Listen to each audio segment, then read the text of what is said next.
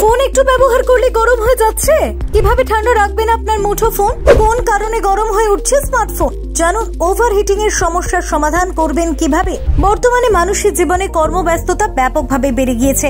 ফলে দেখা যায় 24 ঘন্টার মধ্যে প্রায় 16 থেকে 18 ঘন্টায় তারা কাজে নিমগ্ন থাকেন।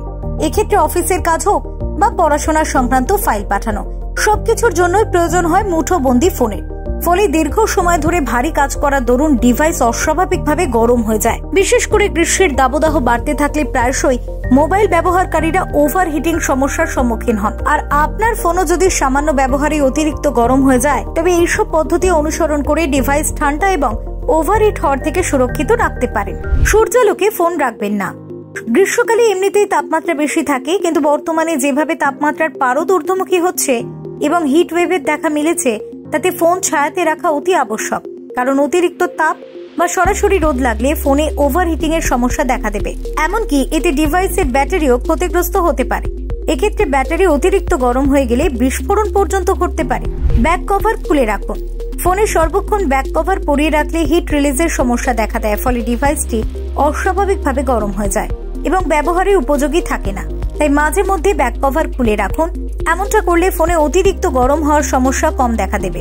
এছাড়া চার্জ করার সময়ও ডিভাইসের কভার যাতে খোলা থাকে তা খেয়াল রাখবেন, কারণ চার্জরত অবস্থায় মোবাইল তুলনায় গরম হয়ে থাকে। এমত অবস্থায় যদি কভার লাগানো থাকে তবে ফোন অতিরিক্ত গরম হয়ে যায়। একটানা কাজ করবেন না।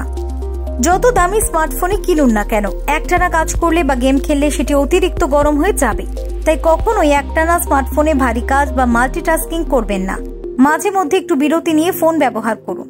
আর যদি দেখেন কয়েক মিনিটের বিরতিতেও ফোন ঠান্ডা হয়নি, তবে সঙ্গে সঙ্গে পাওয়ার অফ করে দিন। ব্যাকগ্রাউন্ডের অ্যাপ বন্ধ করুন। অব্যবহৃত কোনো অ্যাপ যাতে মোবাইলের ব্যাকগ্রাউন্ডের সক্রিয় না থাকে সেদিকে নজর দেওয়ার দরকার।